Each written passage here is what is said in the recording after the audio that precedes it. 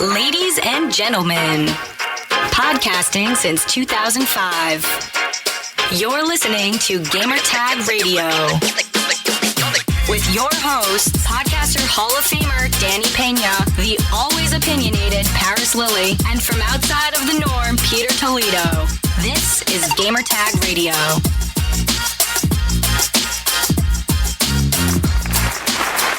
All right, so live in New York City, this is Danny, and we have a special guest for this episode of GTR. And you like to present yourself? Yeah, well, my name's Elaine Gomez. I'm a game designer, Unity developer, and I also teach game design, so I'm an educator too. You know, we had a great conversation. For those who don't know, we met because we have also, we're part of the same group of Latinos in game developing and also just Latinos in the gaming industry, period. You know, right. so we met and I've been promoting, the documentary that's going to happen here in the city. And she was like, hey, I'd like to join. I'll check it out. And so that's how I started a conversation and stuff. So I didn't know much about you, but you mentioned a lot of things that you're doing right now. And I think it was a great conversation. That was off the record and stuff. But I know you would like to talk about that stuff. The things that you do. Yeah, I mean, I guess how I started in the industry was that I did my master's in game design at the University of Southern California, and that's where I learned the craft, but I also started my network, right? So you start, of course, with the faculty at the school and my classmates or whatever, and now that they all graduated, they're all over the place. So some people are working at EA, some people are working at Ubisoft, some people are working at smaller indie companies. And from there, it just kind of expanded. So since then, I've gone to a lot of conferences, a lot of game jams, a lot of local game development, game design type of stuff. And I've met a lot of people. And through that network was how I got my job now, which is game designer at Eline Media. Okay. So they made Never Alone. That's pretty much the game that they're known for. And we released two games, or rather, we demoed two games at E3. One was called Beyond Blue, and the other one is called The Endless Mission. Is this PC only? Yeah, PC only for right now. Okay. And I am as part game designer on that Endless Mission team. And that's what I'm doing now. Independently, after work, at my own time, I'm also designing a project, a game project. And it's getting some traction there because it's about the indigenous people of Puerto Rico, trying to bring some of that stuff to life, and I guess doing my own creative take on this hero's journey project that I decided to embark on about a year and a half ago. So what made you decide to do this, to make this move? To be honest, it was some of my friends because I got to meet the guys who made Mulaka. So they're Lienzo, they're an independent game company in Mexico, and they made a game Mulaka about the indigenous peoples of Mexico. And in playing the game and talking to them, I was just inspired by what they did, and what also my company did with Never Alone. So Never Alone is an Alaskan story, so that's also very native indigenous. So based on those two games, since I played them and talked to my friends about it, I was like, well, nobody has done anything about indigenous culture in Puerto Rico. I want to do that. And because I'm Puerto Rican and I'm indigenous, I kind of felt like a moral responsibility to do it. It's I know how to do it. With my network, I can find the people to help me. So I just decided first to research. So I visited the island. I visited some of the indigenous parks. I read a lot of books, and I'm still reading a lot of books on it to inform myself too, not just for the game's design, but also just culturally, so that I get to know my history and get to know my roots. So that's taking about a year and a half just to read and inform myself and talk to the indigenous community and get validation from the tribe and the elders and things like that. So it's a really big thing. And it's become bigger than me, to the point where the community has gotten involved and wants to help in whatever way that they can to use the game as a means of teaching the kids stuff to teach other people stuff on the island about the indigenous language, about perhaps some storytelling in the community, things like that. So it's been an awesome experience so far, and I know it's just gonna get even better. And do you see this game as like entertaining, or it's more like educational? Because I think in order to get that audience that doesn't know anything about that, you have to make it in a way that's for everyone. And once you get them in, that's when they're going to start learning about the culture and stuff. So do you think that's the way that you're going? Yeah, like the approach that I'm taking it is a beautiful game that it's just going to be it's going to attract your eye whether you game or not. And that's going to be like the entry point for anybody. And then from there, what I want it to be, I want whatever that you're learning about the culture to be discovered. So I'm not feeding you information. It's not like, I always say, like games like Reader Rabbit, when it's like 1 + 1 = 2. Then like you're fed that information. For me, it's like, okay, you're going to find symbols scattered around the world. Because it's going to be an open world 3D game. So finding symbols all across the world, and you can piece together and inside a journal, and you have to use these to unlock certain things, for example. And in collecting them, you'll know what they mean. So you have a symbol for the sun. Obviously, a symbol for the sun looks like the sun, but perhaps another symbol may not look like what it's supposed to be. So learning the symbols and what they mean, learning the language, the translation from English to the Taino language, all of that would be part of like the game mechanics. And that's how I want people to understand and know a little bit more about the culture. Like definitely integrating the learning of it all and about the culture with the actual gameplay itself. It's crazy that you mentioned a lot, and a lot of things that, well, in the past I've been meeting with a lot of the indie developers from Miami and other cities, and a lot of them likes to keep everything to themselves. They don't want people to know like their plans, and in a way, as an indie developer, I feel like sometimes it's good to go all out because you're an indie developer. You know what I'm saying? So it's like with music.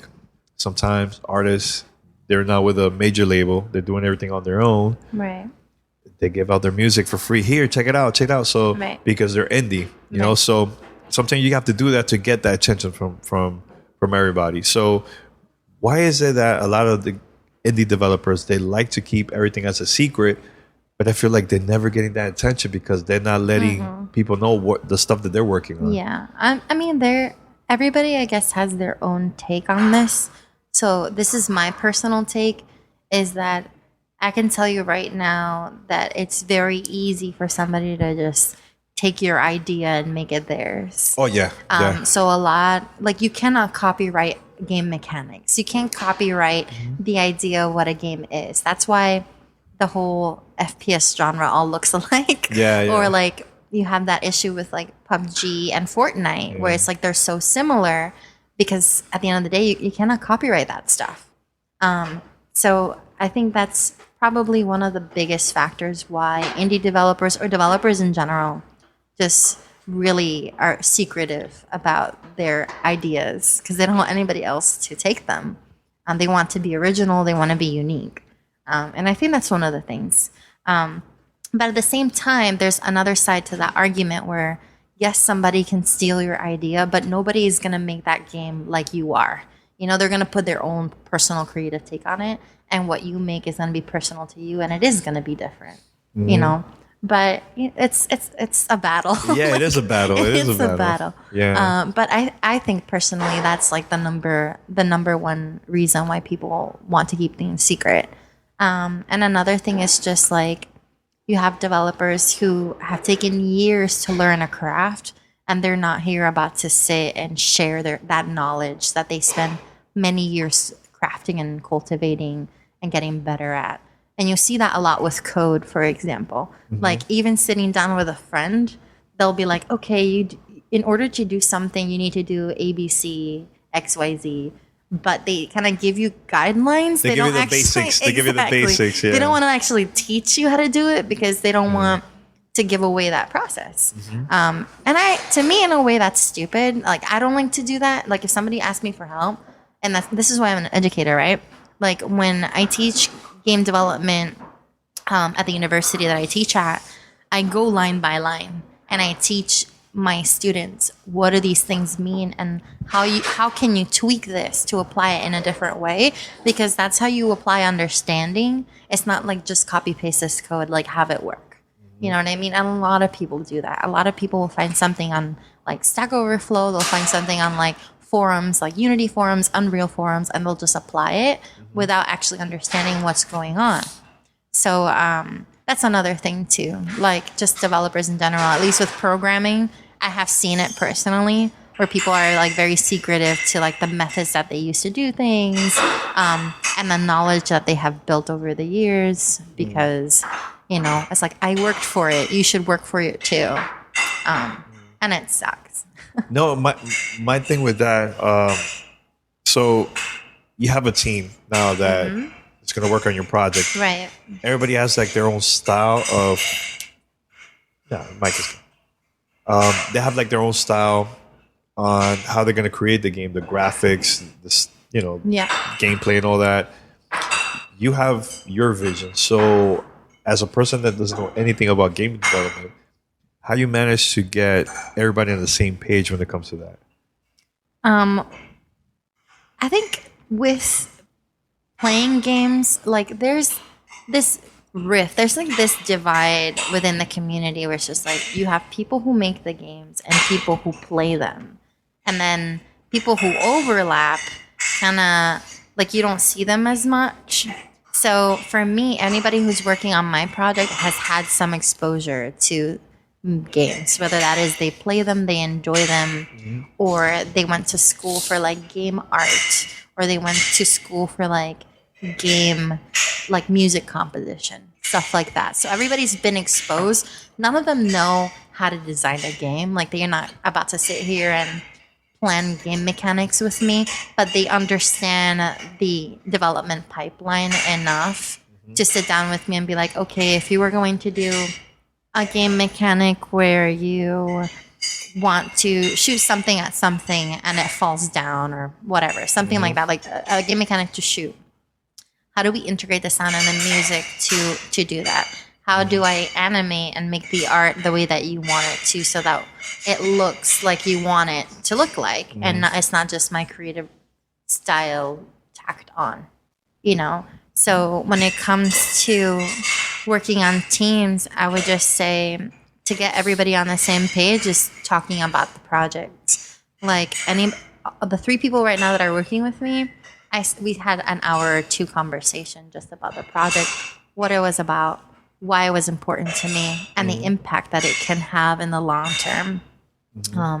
And before they even started working for me, before I even send them a test, like an art test, for example, so that they could show their skills, the very first question that I asked was like, are you on board? Like, do you feel like you could be passionate about this? Do you understand the bigger picture of it all, that it's not just a fun game that we're making, it's a game that's going to impact a community that exists and that needs our help?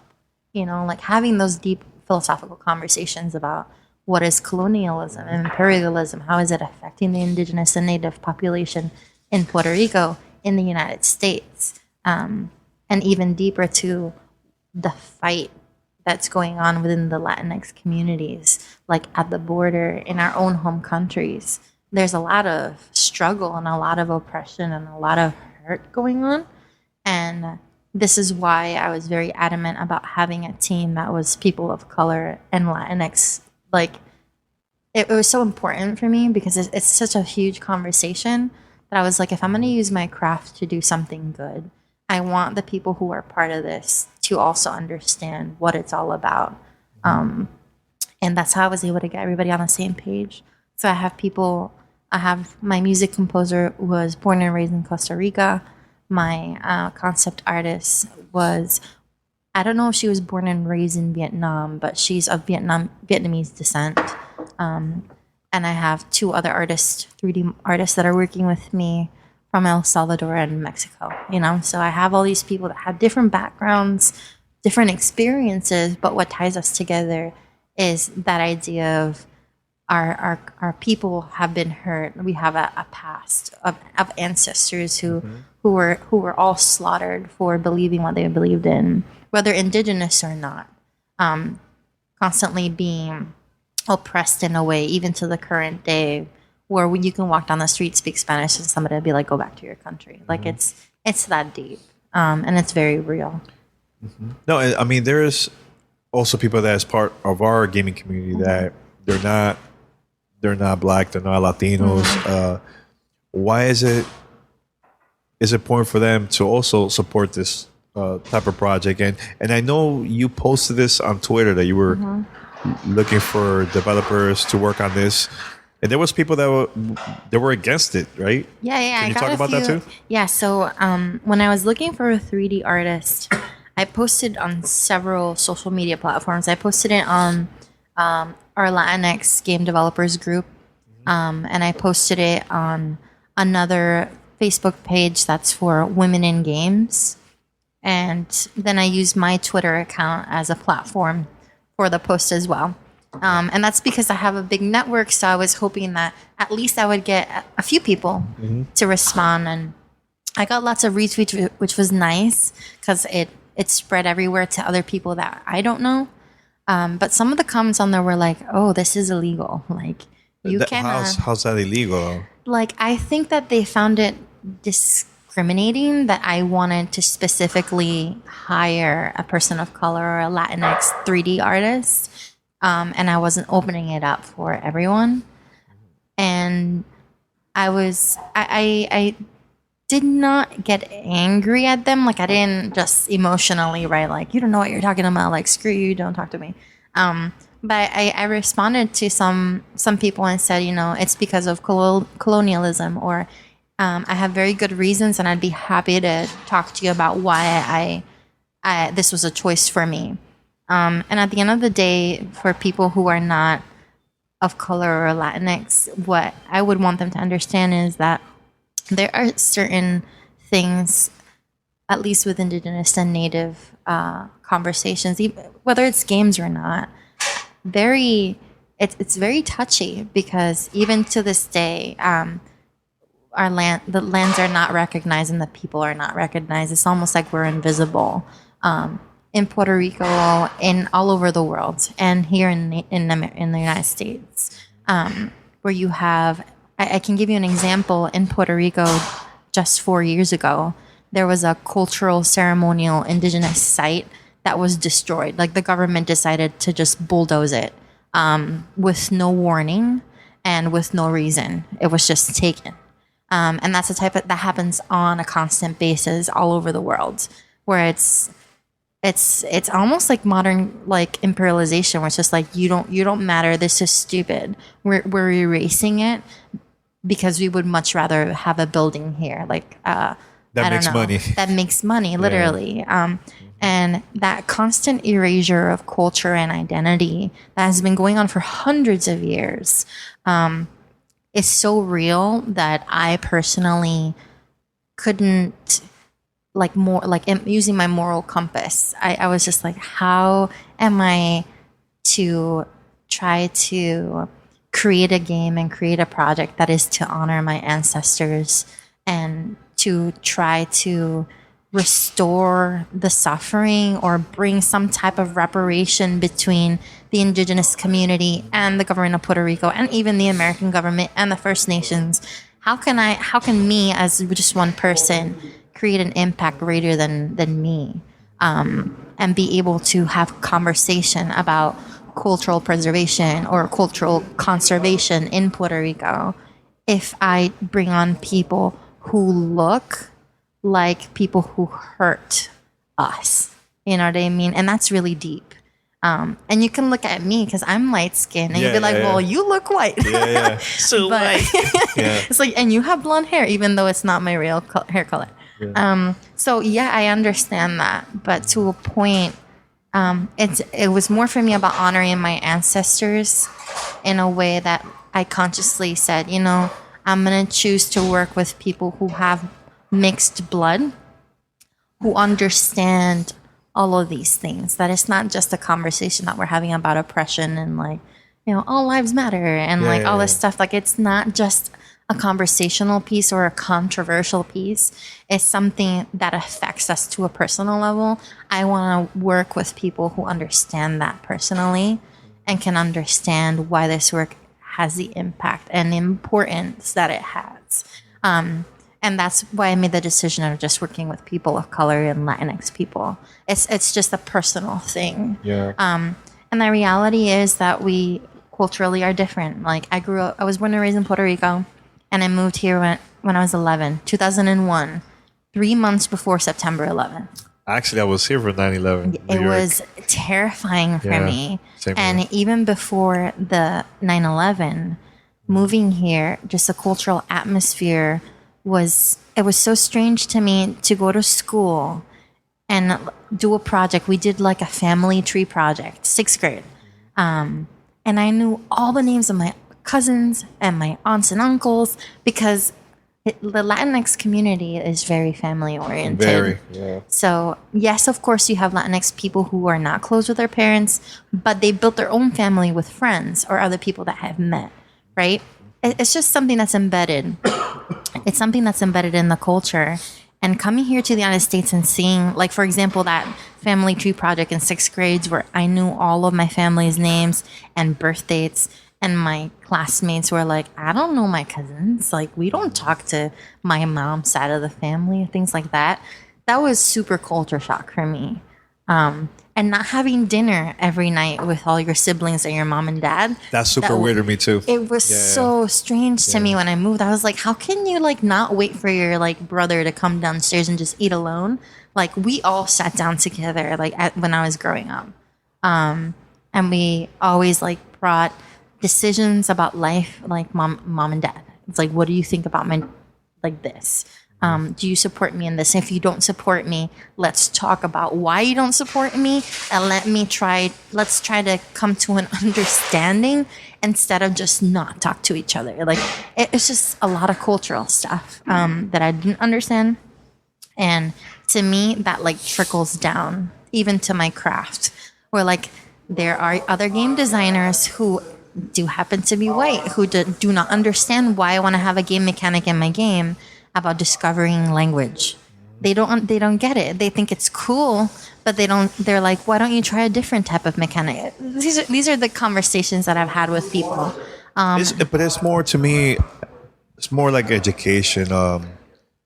Learn about it. Maybe even in movies we've seen that they make a movie based on a true story, and it will get people's attention that you will go and do more research about that. Exactly. You know? So I think that, to me, it's good because I think in gaming, I would love to see more of that. I think that right now it's more of fantasies, you know, stuff that doesn't even exist. Like, oh, here. Yeah. But I would love to see more games that will educate us about all types of cultures and will make me to go out and do some research about Exactly. I mean, I would love, at the end of the day, I would love this project that I'm working on to do that.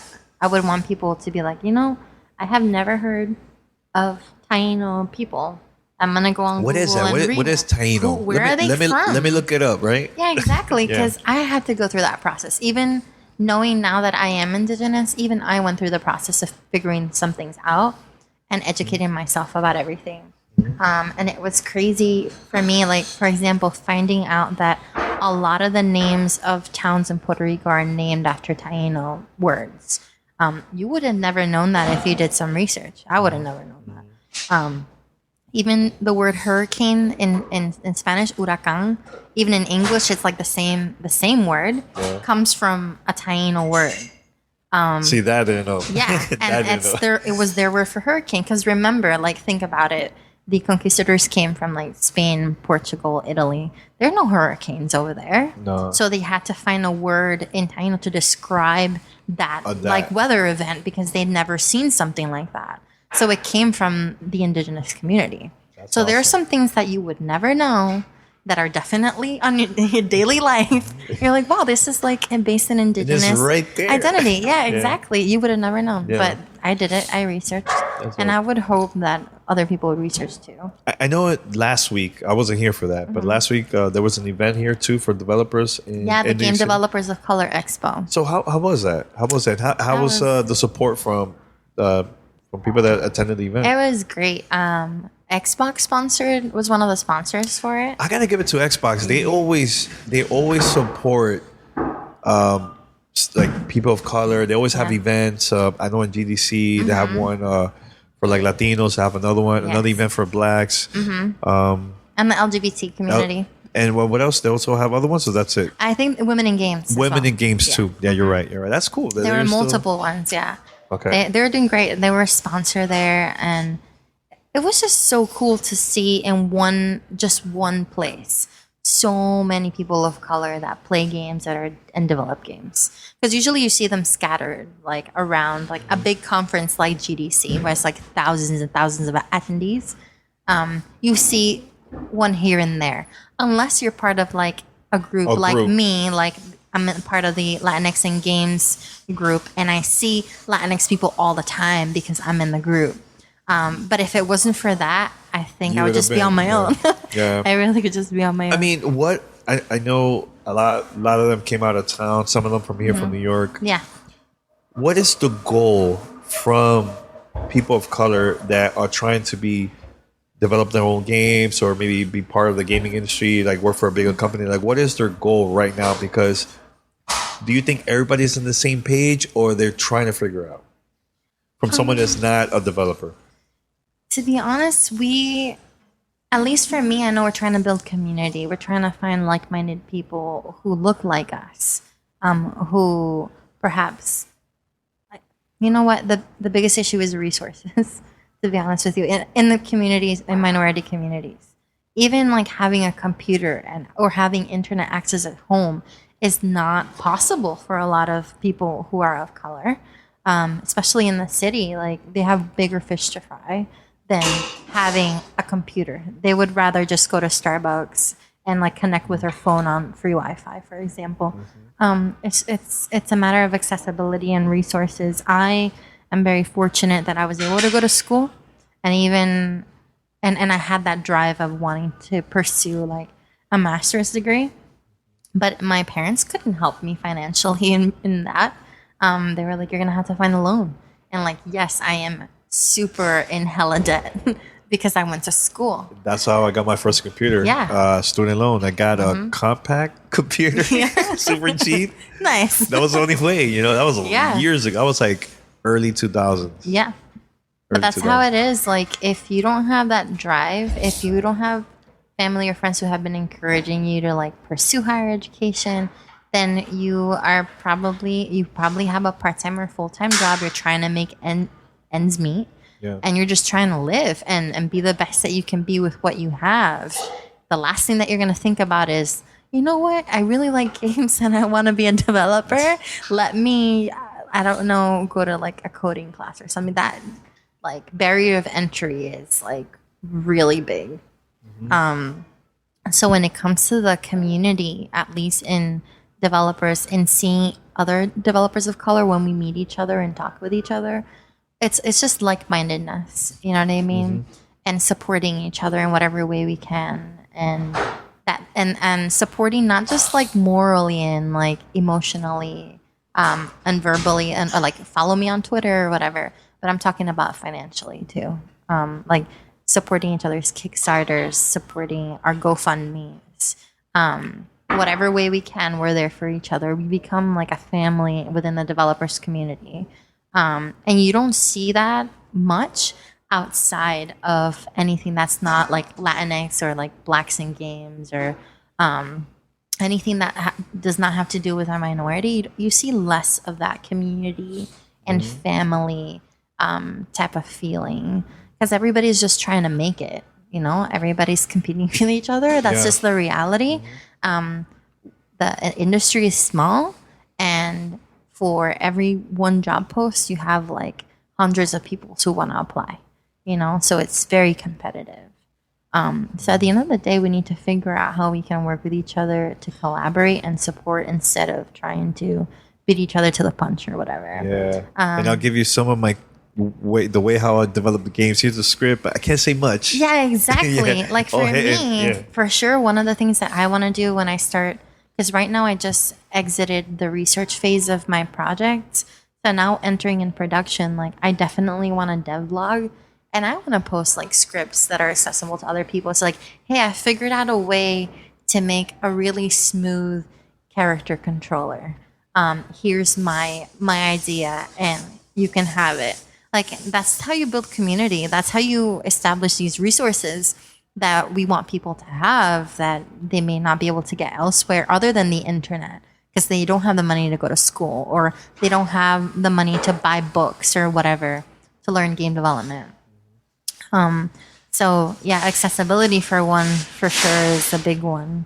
But I think like game developers of color, like having events like that or game jams or workshops that are targeted towards our communities are super helpful, because we get to know people that are there in our community who are like-minded.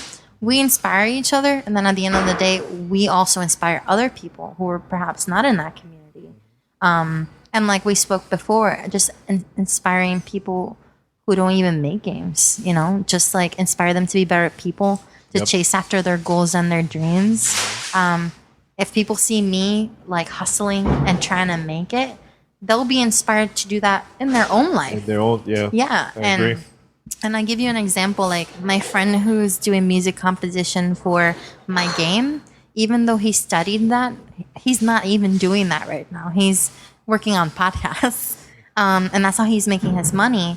But he told me yesterday, he's like, Elaine, just like by reading your Facebook posts and what you're doing, you inspire me to like go hard and like go meet people. That's and awesome. Get out of my comfort zone and just chase my dreams of whatever he wanted. I think life in general is just that. Yeah. When you surround yourself with positive people and people who are driven and want to do something, that's very contagious to the people around you.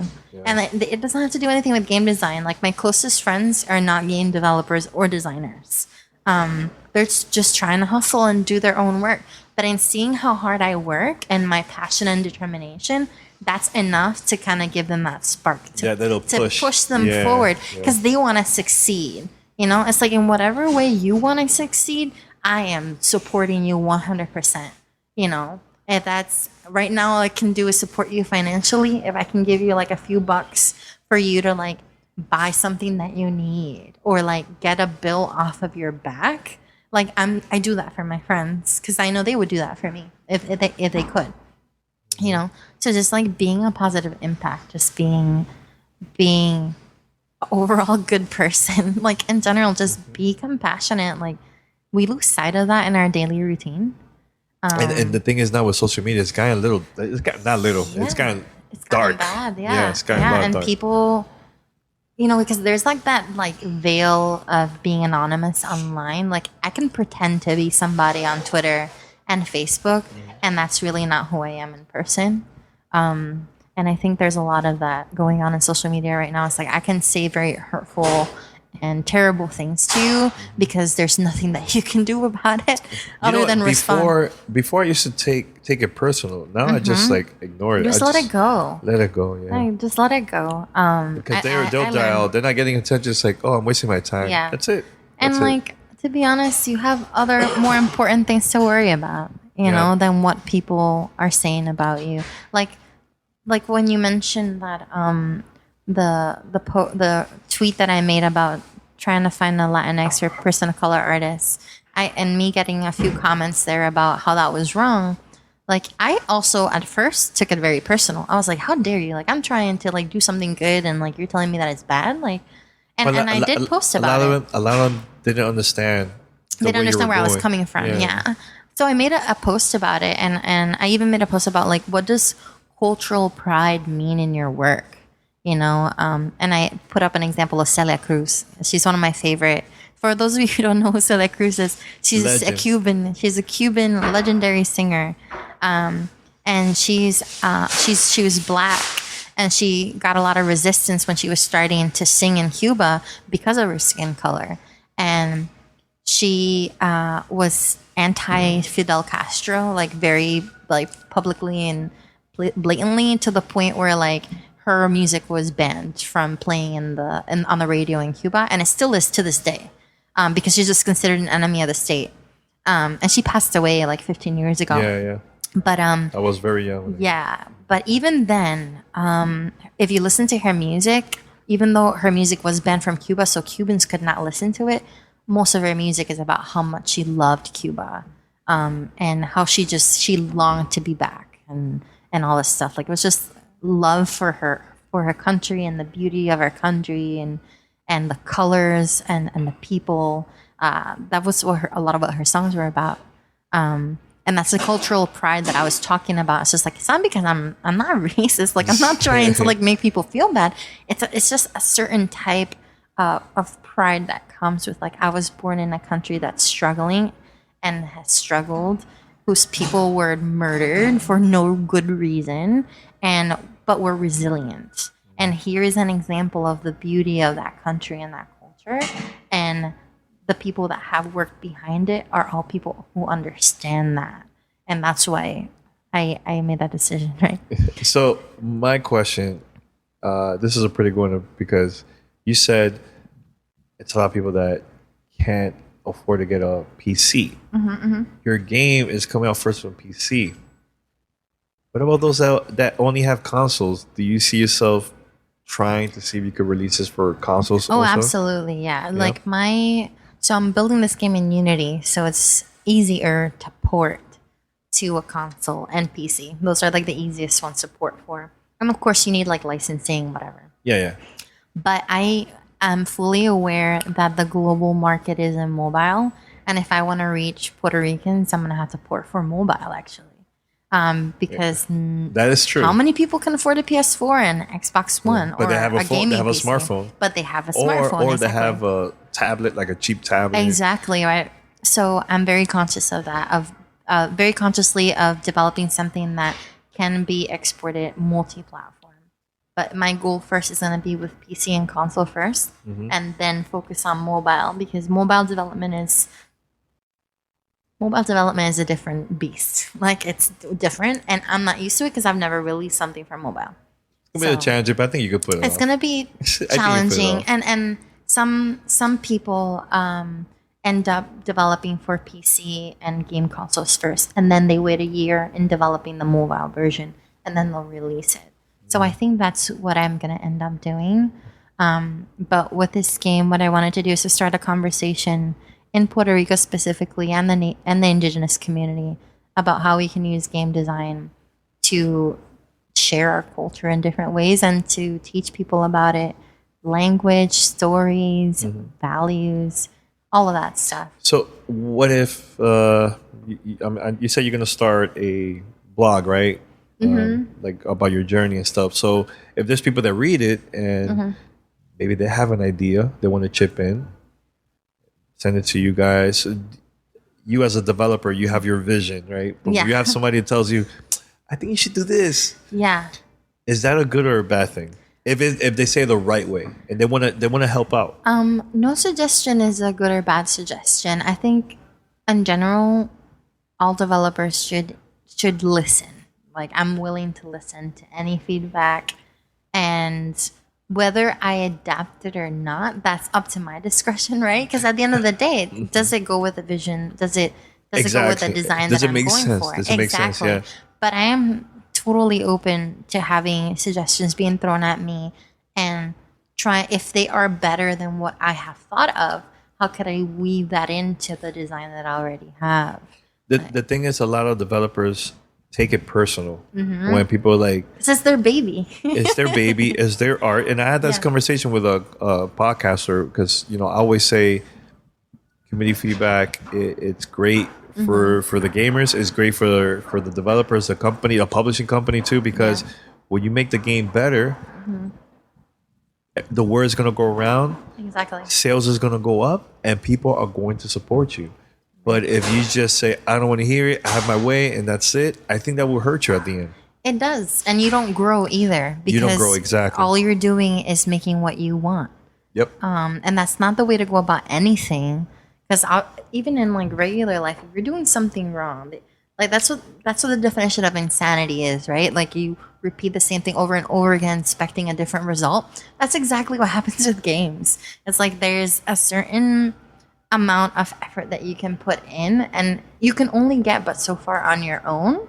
But when you bring other people into the conversation, things do change because it's no longer your perspective. It's no longer your own intuition. It's about everybody else. So you take out the I from that designer position and you're putting in a team. And all of a sudden, everything does start to get better because different people have different strengths, you know, and you work with those weaknesses and those strengths and you make bridges within the gaps. And all of a sudden, you have a solution to a problem that you never thought was possible because you didn't think about it that way. So definitely, I want to leave a platform open for people to give me suggestions, which is the whole reason why I want to build a devlog and why I would like to post it on Twitter. I don't know about, like, for example, I know some developers do like Twitch. They'll stream their development. Oh, they do? Okay. Yeah, some people do. The designer for a game called Manifold Garden, he's been streaming his whole process for a very long time. He's been developing that game for years. Really? Yeah, years. So and years. when is the right time for him to be like, okay, it's ready? Because that's the thing, you become picky. Yeah, like, you no, I could do better. Perfectionist. Yeah, exactly. I think he is about to just let it go soon. I hope so. I hope so. But to see like the way that he has improved over the past. Even I've only been following him for about 2 years, but just seeing changes from like 2 years ago to now, it's like wow, like he's really been perfecting this game like every single day. That's cool. But it's like that. Some people do Twitch it. So I don't know if I'll get that far because I do have a job. Yeah. And like I have a full-time job and I'm doing this outside of my job. So it's like you are making games and writing about games 8 hours a day. And then after those 8 hours are up, I'm doing more of that because I want to. Do you have a name yet or no? For the game? Yeah. Yeah, it's called Ku, C-U with an apostrophe. Ku means sacred place in the Taino language. Okay. Yeah, Awesome. it's called Ku.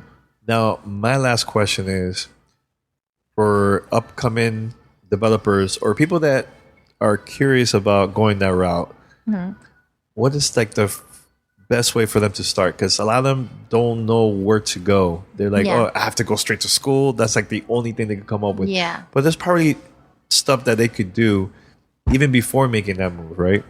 So any advice like for them, first thing for them to go to that route? Yeah, well, don't be scared of failing. That's what the number one advice that I could give you, because game development is all about failing. Like 99% of the time you're trying to fix a problem that you can't find a solution for. And then the 1% is just like, oh, everything's running smoothly. That's just how game development is. Game development is hard and it requires dedication and persistence. That's why it takes years to make games. If it's not something small, if it's a small prototype, a small game, you definitely can get away with a couple of months, maybe a year. For if you want to dream big, it takes years to perfect your craft. So you have to be patient with yourself and be okay with the fact that you're going to fail and that you're not going to understand everything all at once. A lot of people try to understand programming like within a couple of weeks and they get frustrated and they give up because they're not learning it as fast as they want to. But you have to understand it's a process. It's a journey. Development is a journey. It doesn't have an end goal, because even now I've been doing this for 5-6 years. Yeah. And I'm still learning new things every single day. And you can talk to people that have been in the industry for 20, 30 years, and they'll tell you the same thing. Every day you're learning something new. It's a journey. So what I would say is there's a lot of free resources online to start game development. When it comes to game design, like game development and game design are two different things, right? So the game development is the technical of it all. So the code and getting everything to run properly. Game design is all the theoretical part of it. The design principles. How does the game mechanic work, for example? What is the goal of the game? What are the rules that I want in this game? that the player needs to follow. That's what game design is. So if you want to learn game design, there are several books. Maybe I can give you links for the books. Yeah. Okay. But one of them is called the Game Design Workshop by Tracy Fullerton. Another one's called The Art of Game Design by Jesse Schell. And these are all people who have been in the industry for a very long time and wrote these like literally Bibles of game design that people like me who have gone to school, we read this. And another big one is called Rules of Play by Eric Zimmerman and Katie Salen. Those are like, I would say, the three major game design books that really teach you about rules and goals, objectives, and what we call game theory. You talk about the magic circle, which is very like theoretical, right? Yeah. So the magic circle is the idea of a game. It can be a sport, it can be a card game, board game, digital game. The idea of being in a world where you have to submit to the rules, and the rules of that world don't apply in the real world. Like there's two distinct different things. So, for example, when I play Call of Duty and I zone out and I don't hear anything else in the real world around me, that is because I'm inside that magic circle. I'm inside that world and I'm engrossed by it and immersed in it. So that you would read in a game design book. It's very interesting stuff, to be honest with you. I'm very curious. Yeah. Awesome. Very interesting stuff. Awesome. But that's game design. So I give you some resources for that. You can find some of those PDFs online for free. Google search, or buy them. What's your Twitter? So people. Oh, my Twitter is Chulatastic. Chulatastic. Okay. Like fantastic, but it's Chula, so it's Chulatastic. Okay. So that's my Twitter. For game development, though, it depends. Depending on the game engine or whatever platform you want to use, you'll have to learn something different. So Unreal uses Blueprint, which is more of a visual scripting language, and C++ it uses multiple things. Unity, for example, uses C# instead of C++, and some people use JavaScript. I don't personally use JavaScript for Unity. So there are different languages depending on what engine you want to use. Then there are other engines as well, like Construct. There's simpler engines like RPG Maker, things like that, which are good to start off with just to get something going. But with game development, YouTube, I learned a lot of game development using YouTube. Hey, let me tell you, a lot of people that I met in Dominican Republic, that's how they learn. Yeah. Straight up YouTube. YouTube and the Unity forums. That's how I know what I know. Literally on the internet. I don't have a lot of books for game development like programming because I feel it's one of those things that you learn by doing. On your own. Yeah, you learn on your own. More of like just trying it out and test it out. Trial and error, exactly. Which is why I said don't be afraid to fail because most of the time it's not going to work. And you have to figure out why is this one line giving me an issue, and then you have to research what that error is on the internet. And then to me now I've become a master of all the error messages just because that was a good 1 year of my career was just trying to figure out why things were not working. That's awesome. Yeah. So now to the point I read the console and I get an error. It's like, okay, I know what that error is. Let me go find what's going on in the script. So it's nice, but yeah, definitely. If you're already a game developer and you want to get better or get to know more people, go out to your game development community events. Meetups, game jams. Game jams are great because not only do you get to make something new, you meet other people that are in the town.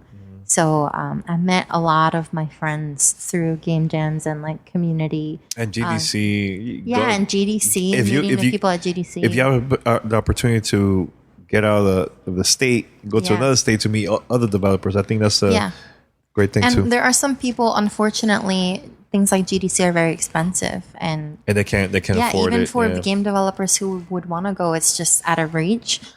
There's something called the GDC Vault, and a lot of the talks are posted online. They're recorded, and the slides are posted. Also, you could buy like a digital version and download it or stream it. I believe you can get like a membership on the Vault so that you can watch everything online. That's good. Yeah, and some of the stuff is on YouTube as well. So you can search GDC and you will see some of the talks. Even older talks from like 5 years ago or so, they're free for anybody to see.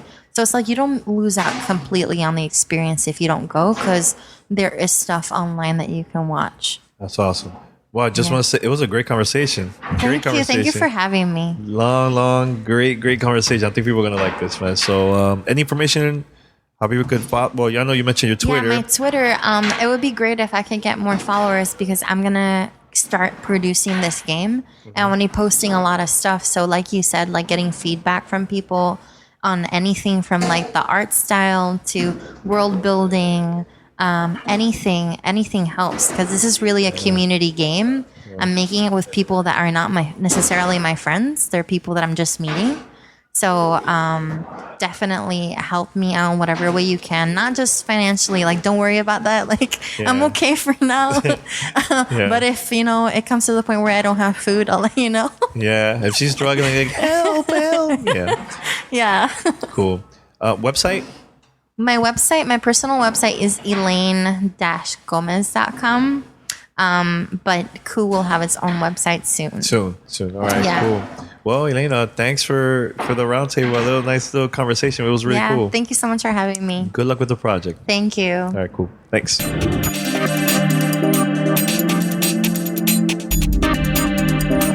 Thanks for listening to Gamertag Radio. Be sure to like us on Facebook and follow us on Twitter.